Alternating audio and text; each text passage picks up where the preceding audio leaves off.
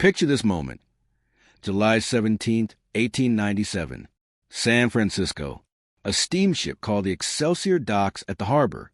As the gangplank drops, something extraordinary happens. Men stumble down carrying leather suitcases, flour sacks, and wooden crates, all bursting with gold. Actual gold. 68 miners carrying over a ton of pure Klondike gold between them. One man has $130,000 worth. Another has so much he needs help carrying it. The crowd on the dock goes absolutely silent, then erupts into chaos. Within hours, the headlines scream, "Gold! Gold! Gold!" A ton of gold from the Klondike. And here's where it gets insane. Within 48 hours, mayors resign their positions. Teachers abandon their classrooms mid-semester. Police officers turn in their badges. Entire businesses shut down as employees simply walk out the door.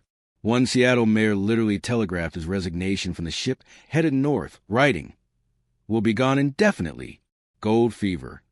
But here's what those newspapers didn't tell the 100,000 people who would eventually chase this dream. Most of them would never even reach the gold fields. Thousands would die trying. And of those who made it, only a handful would strike it rich. This is the story of the Klondike Gold Rush, the last great gold stampede, where fortunes were made and lost, where the harsh Canadian wilderness became a graveyard for dreams, and where human nature revealed itself in its rawest, most desperate form. Stay with me, because what I'm about to tell you is one of history's most incredible tales of ambition, suffering, and the thin line between hope and delusion. Let me take you back to where it all began, because the Klondike story starts not with that famous 1897 stampede, but a year earlier, in a place most people had never heard of, August 16th, 1896. The Yukon Territory, Canada, a remote, frozen wilderness where temperatures drop to minus 60 degrees Fahrenheit in winter. This is a land where indigenous peoples, the Tagish, the Han, the Tlingit, have lived for thousands of years, navigating its rivers and understanding its brutal rhythms. On this particular day, George Washington Carmack, a former California prospector who had married into the Tagish First Nation, was fishing for salmon along a creek with his indigenous brothers-in-law, Skookum Jim Mason and Dawson Charlie. Now, here's where the story gets complicated by racism and historical revisionism. The official version says Carmack found the gold, but multiple accounts, including testimony from other indigenous people in the area, suggest it was actually Skookum Jim who spotted that first glint of gold in the creek bed. But in 1896 Canada, an indigenous person couldn't legally file a mining claim. So Carmack's name went on the paperwork, and he got the credit. History, as they say, is written by those who have the power to write it, regardless of who saw it first. What they found was absolutely extraordinary. This wasn't gold, dust you had to pan carefully from river sediment. This was gold lying thick in gravel, nuggets the size of walnuts, some even bigger. You could literally pick them up with your hands. Carmack and his companions staked their claims along what they call Bonanza Creek, and immediately, the few dozen prospectors already wandering the Yukon caught wind of the discovery. Within weeks, every inch of Bonanza Creek and the nearby El Dorado Creek had been claimed. Men were pulling out thousands of dollars worth of gold per day. One claim on El Dorado Creek would eventually yield over $1.5 million in gold, an astronomical fortune at the time. These early prospectors, the lucky ones already in the Yukon, became rich almost overnight. But here's the thing. The outside world had absolutely no idea. The Yukon in 1896 was one of the most remote places on Earth. No telegraph lines, no roads. Communication moved at the speed of dog sleds in winter and river boats in summer. The nearest major city, Seattle, was over 2,000 miles away through some of the most treacherous terrain in North America. So while men in the Yukon were becoming millionaires throughout the winter of 1896 to 97, the rest of the world went about its business, completely oblivious to what was happening in that frozen corner of Canada. It would take almost a year for the news to escape, and when it finally did, the world went mad. July 1897. Two ships changed everything. First, the Excelsior docks in San Francisco on July 15th, with its cargo of gold and wild-eyed miners. 2 days later, the Portland arrives in Seattle carrying even more, over 2 tons of gold. The The Portland's arrival is particularly dramatic because a newspaper reporter manages to get the scoop early, and his headline is simple and devastating. Gold! Gold! Gold!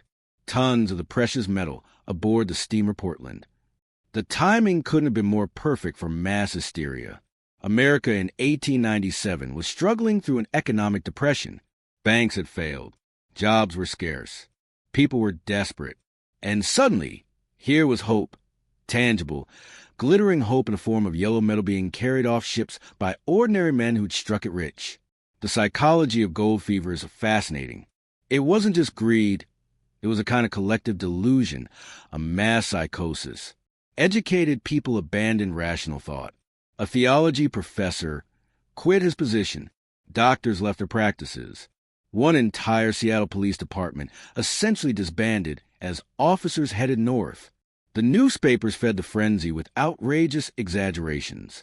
They printed stories of creeks, so full of gold you could shovel it like gravel, of nuggets the size of potatoes, of every prospector striking it rich. They rarely mentioned the failures, the hardships, or the deaths. Within months, an estimated 100,000 people had started the journey north. They came from everywhere: America, Canada, Britain, Europe, Australia, Japan. They ranged from teenage boys to elderly men. Some brought their wives and families. Many had never spent a single night outdoors in their lives, and almost none of them had any idea what they were getting into. The outfitters and merchants, though, they knew exactly what they were doing. Seattle and other port cities saw this as a golden opportunity. Not the gold in the Yukon, but the gold in the pockets of these desperate stampeders. Ships were hastily recommissioned, many of them barely seaworthy. Outfitting companies sprang up overnight, selling everything a prospector might need. The Canadian government, worried about people starving in the Yukon wilderness, mandated that every stampeder bring a year's worth of supplies, roughly 1 ton of goods per person. This meant each person needed, for 100 pounds of flour, 200 pounds of bacon, 100 pounds of beans, 50 pounds of dried fruit, 25 pounds of coffee, plus tents, tools, cooking equipment, warm clothing, and mining gear. The outfitters charged outrageous prices. A complete outfit cost between $500 and $1,000, equivalent to about $15,000 to $30,000 today. People sold everything they owned to afford it. Some borrowed money. Others formed partnerships, pooling their resources. And then came the question every stampeder had to answer: which route to take. Here's where the Klondike story becomes truly harrowing, because getting to the gold fields wasn't a simple journey. It was a series of potentially lethal obstacles that would test human endurance to its absolute limits. There were several routes, but 2 became the most famous: the Chilkoot Trail and the White Pass Trail, both starting from Alaska and crossing into Canadian territory. Let me describe the Chilkoot Trail, because it became the iconic image of the gold rush and one of history's most powerful symbols of human determination and suffering. The trail started at Dyea, Alaska. Stampeders would take a ship from Seattle to this coastal town, then face a 33-mile trek to Lake Bennett in Canada. Doesn't sound too bad, right? 33 miles? But here's the reality. Remember that ton of supplies everyone had to carry? The trail was too narrow and steep for pack animals in many places, which meant you had to carry everything yourself in multiple trips. Most stampeders would carry 50 to 80 pounds at a time, walk several miles, cache their supplies, then walk back empty to get another load. To move 1 ton of supplies over 33 miles, you might have to walk over 1,000 miles total, back and forth, like a human pack mule. The hardest part was the Chilkoot Pass itself, the Golden Stairs, as it became known with bitter irony. A 35-degree slope rising nearly 1,000 feet, often covered in ice and snow. In winter, stampeders carved 1,500 steps into the ice and snow of the pass. Imagine this scene. A continuous line of human beings, stretched out for miles, each carrying a crushing load on their back, climbing those stairs one painful step at a time. If you stopped to rest, you lost your place in line. It could take hours to climb those final 1,000 feet. Some people made 40 or 50 trips over pass to move all their supplies. People died on those stairs. Heart attacks from the exertion. Hypothermia. Falls. In April 1898, an avalanche on the Chilkoot Pass killed over 60 people in seconds, burying them under tons of snow. The alternative was the White Pass Trail, marketed as easier because it was less steep and you could use pack animals. But White Pass had its own horrors. The trail was a muddy, rocky nightmare. Horses and mules sank into the mud and couldn't get out. When they collapsed from exhaustion, their owners often just shot them and left them where they fell. By the end of the rush, an estimated 3,000 dead horses lined the White Pass Trail. It earned a new name, Dead Horse Trail. The smell must have been unimaginable. The sight even worse. Decomposing animals mixed with abandoned supplies from stampeders who'd given up or died. Some journals from the time describe men walking past frozen corpses, both animal and human, as if they were just part of the landscape. But wait, it gets worse. These trails just got you to Lake Bennett. You still weren't at the gold fields. You were only about a third of the way there. At Lake Bennett, stampeders had to build boats. Most of these people had never built a boat in their lives, but they chopped down trees, sawed lumber, and somehow constructed vessels to carry them and their supplies down the Yukon River. In May and June of 1898, when the ice on the lakes finally broke, over 7,000 boats set sail in a makeshift armada. Think about that image. 7,000 boats, most of them barely functional, crowding the waterways, all headed to the Klondike. The river journey was 550 miles through wilderness. There were rapids, especially the notorious White Horse Rapids in Miles Canyon, where boats splintered against rocks and men drowned in the freezing water. The Royal Canadian Mounted Police eventually stationed officers there to inspect boats and prevent the most obviously suicidal attempts. Those who survived the trails, the pass, the boat building, and the river finally arrived in Dawson City, the boom town that sprung up at the confluence of the Klondike and Yukon rivers. And that's when most stampeders made a devastating discovery. Dawson City in 1898 was one of the strangest places on Earth, a fully functioning city of 40,000 people that had literally not existed 2 years earlier. When the first stampeders arrived in 1897, Dawson was just a few tents and cabins. By 1898, it was the largest Canadian city west of Winnipeg. It had hotels, saloons, dance halls, theaters, restaurants, newspapers, churches, hospitals, and even an electrical plant. But it was also a city of extremes and contradictions. In summer, the sun barely set, and the streets became rivers of mud. In winter, temperatures dropped to -60, and everything froze solid, including the spit that would freeze before it hit the ground when you spat.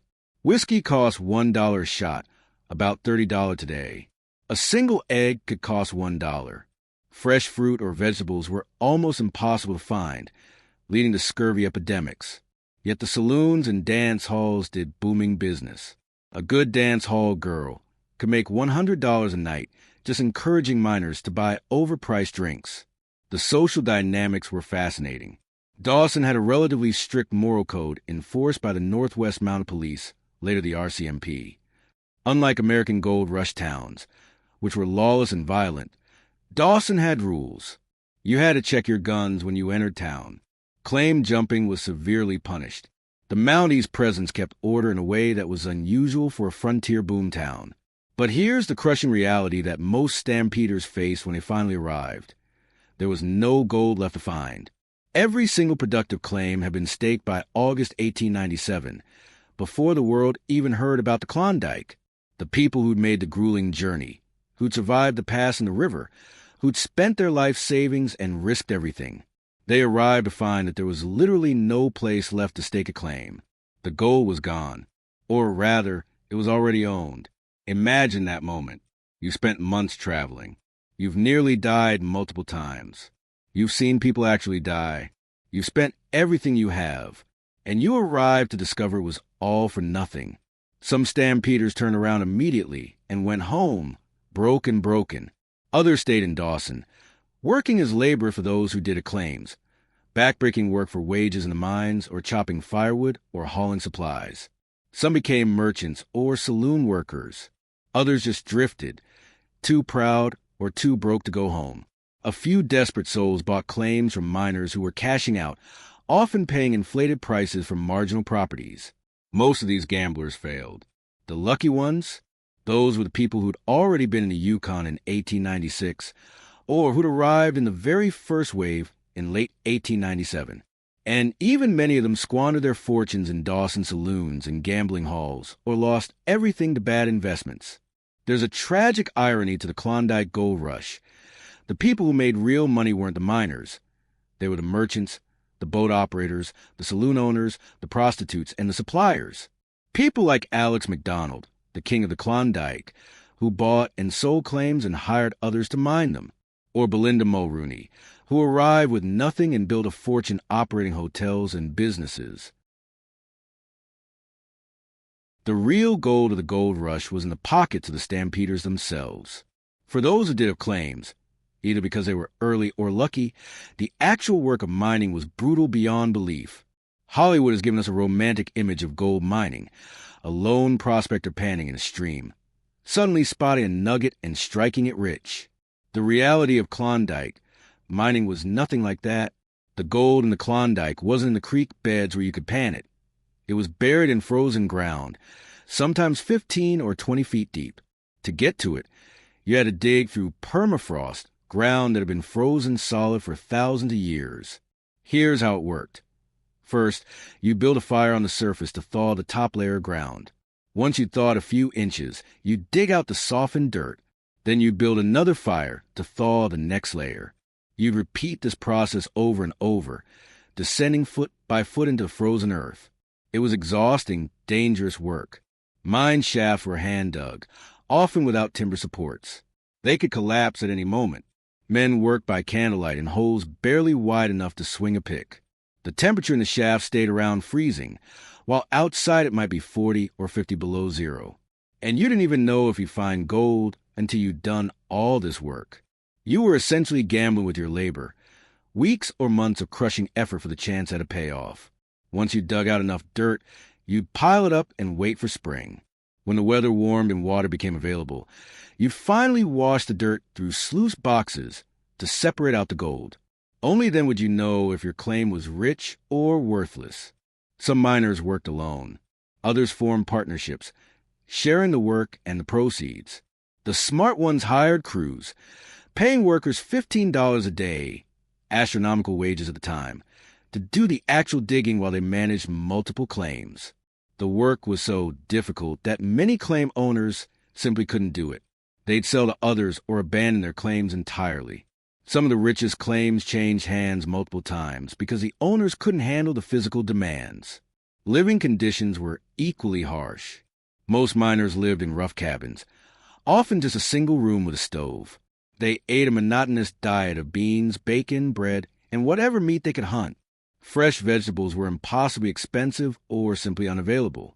Scurvy was epidemic. Men's teeth would fall out, their gums would rot, old wounds would reopen. The cure was simple, fresh fruit or vegetables, but these were nearly impossible to obtain in winter, when the Yukon was completely isolated from the outside world. Entertainment in the mining camps was basic. Reading, if you had books, playing cards, drinking if you could afford it, and telling stories. Some camps had someone with a musical instrument. The isolation and darkness of the long Arctic winter drove some men mad. Yet despite all this hardship, many men stayed, driven by hope or stubbornness or simply having no better alternative. They'd invested too much to quit. They'd come too far. Maybe the next load of dirt would be the one. Maybe tomorrow. Maybe next week. The psychology of the goldfields was fascinating. A mixture of desperate hope and grinding despair, occasionally euphoria when someone struck it rich, and the constant temptation to quit and go home versus the equally powerful urge to keep trying just a little longer. The Klondike attracted an incredible cast of characters, and their stories revealed a human drama behind the statistics. Take Swiftwater Bill Gates, a con man and womanizer who struck it rich and became legendary for his extravagant gestures. He once bought all the fresh eggs in Dawson City, a huge shipment that had just arrived, purely to spite a woman who'd rejected him and loved eggs. The price? $2,800 for eggs that would cost about $10 today. He just wanted to watch her go without. Or consider Jack London, the future famous author, who spent a winter in the Klondike and found no gold, but came away with experiences that would fuel his writing career. His stories like The Call of the Wild and The Build of Fire captured the brutal reality of the Yukon in ways that made him internationally famous. There was also Robert Service, the Bard of the Yukon, whose poems like The Shooting of Dan McGrew and The Cremation of Sam McGee romanticize and immortalize the gold rush. Interestingly, Service actually arrived after the main rush was over. He was a bank clerk in Dawson, but his poetry captured the mythology perfectly. Women played crucial roles in Klondike, though their stories are often overlooked. Belinda Mulrooney arrived with $5,000 and left a millionaire through savvy business deals. She built the luxurious Fairview Hotel and became one of the most successful entrepreneurs in Dawson. Kate Rockwell, Klondike Kate, was a dancer who became a legend in the dance halls. Martha Black walked over the Chilkoot Pass pregnant and eventually became the second woman elected to the Canadian Parliament. The dance hall girls of Dawson were often more businesswomen than prostitutes, though prostitution certainly existed. They'd encourage minors to buy overpriced drinks and would get a percentage. The most successful were shrewd operators who understood that lonely men with gold would pay handsomely for female companionship, even if it was just conversation and dancing. Then there were the tragedies. Countless people died whose names we'll never know. Some died on the trails. Others froze to death in the wilderness. Some committed suicide when they realized their dreams were impossible. A few were murdered for their gold or their supplies. One particularly haunting story involves a group of stampeders who took an alternative route, the all-Canadian route through the Edmonton Trail. This was marketed as easier, but was actually even more treacherous than the Chilkoot or White Pass. Of the 1,600 people who attempted it, only 160 made it to the Klondike. Many died. Others turned back after months of suffering. Some just vanished in the wilderness. The indigenous peoples of the region had complex experiences during the gold rush. Some, like Skookum Jim and Dawson Charlie, benefited initially, though systemic racism meant they never received full credit or compensation for their discovery. Others worked as guides and packers, providing crucial services to stampeders who would have died without their expertise. But the influx of thousands of outsiders also brought disease, disrupted traditional ways of life, and led to the appropriation of land and resources. The Han people, whose traditional territory included the area where Dawson City was built, saw their homeland transform beyond recognition in just a few years. The Klondike Gold Rush was, in many ways, a collision of cultures, ambitions, and desperate dreams, a moment when the modern industrial world crashed into one of the last truly wild frontiers. By 1899, the Klondike Gold Rush was effectively over. Not because the gold ran out, but because something else happened. Gold was discovered in Nome, Alaska. Just like that, Dawson City began to empty. Thousands of people who'd spent years in the Klondike pulled up stakes and rushed to the next opportunity. The same ships that had brought stampeders north now carried them to Nome, chasing a new dream. Dawson City's population plummeted from 40,000 to just a few thousand within a couple years. The boom town that had exploded into existence began to slowly deflate. Buildings were abandoned. Businesses closed. The dance halls fell silent. But mining continued. It just became industrialized. Large companies moved in with hydraulic equipment and dredges, efficiently extracting gold that individual miners could never reach. These operations continued for decades, and in fact, some mining still happens in the Klondike today, over a century later. So what was the final tally? Of the estimated 100,000 people who set out for the Klondike, only about 30,000 to 40,000 actually made it there. Of those, perhaps 4,000 found any gold at all. And of those 4,000, only a few hundred struck it genuinely rich. The math is brutal. You had maybe a 4% chance of finding any gold and less than a 1% chance of actually getting rich. But somehow, 100,000 people convinced themselves they'd be that 1%. The Klondike Gold Rush produced an estimated $500 million in gold over the years, about $15 billion in today's money. But that wealth came at an enormous human cost. Thousands of deaths, countless broken dreams, fortunes lost, families destroyed, and lives forever changed. Many who survived came home broke, having lost everything. Some never made it home at all. They died along the trails or in the gold fields, often in unmarked graves, their families never knowing exactly what happened to them. Yet strangely, some of the stampeders, even those who found no gold, considered the experience worthwhile. They'd had an adventure, survived something extraordinary, tested themselves against nature, and found out what they were made of. In their old age, they'd tell stories about the Klondike, and you could hear both the pain and the pride in their voices. The Klondike gold rush lasted barely 3 years, but its impact echoes through history. It opened up the Yukon territory and Alaska to permanent settlement. Communities were established, transportation routes created, and a region that had been largely unknown to the outside world was suddenly on the map. The rush also marked a turning point. It was the last great gold rush, the final chapter in the Wild West era. After the Klondike, that particular kind of frontier adventure became part history rather than current events. Culturally, the Klondike captured imaginations in ways that continue today. It gave us iconic images, the stampeders climbing the golden stairs, the boom town of Dawson City, the mythology of striking it rich. It inspired countless books, poems, films, and stories. But perhaps most importantly, the Klondike Gold Rush reveals something fundamental about human nature. It shows us what happens when hope meets desperation, when dreams collide with reality, and when people are willing to risk everything for the chance, however slim, at transforming their lives. The stampeders weren't fools, not really. They were ordinary people facing an economic depression, limited opportunities, and the daily grind of difficult lives. When someone offered them hope, a chance to escape, to get rich, to have an adventure, to matter, they took it, even when the odds were terrible.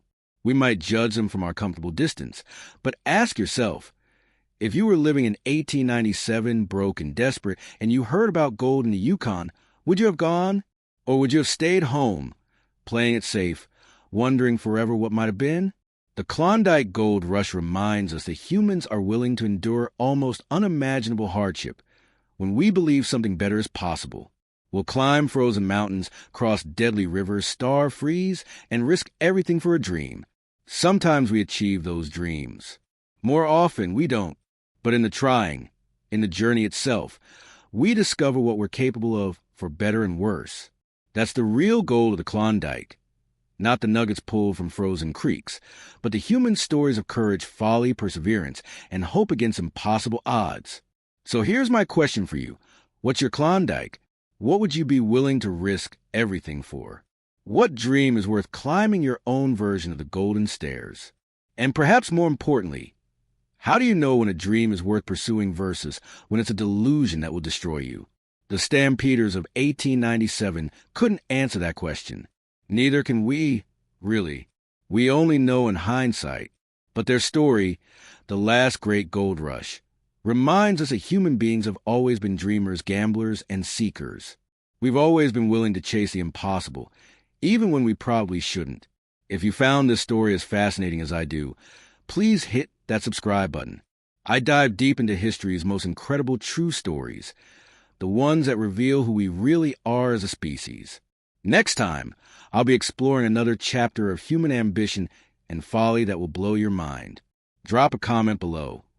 Would you have gone to Klondike? Be honest. Until next time, keep questioning, keep exploring, and remember, history isn't just what happened in the past. It's a mirror showing us who we are right now. Thanks for listening.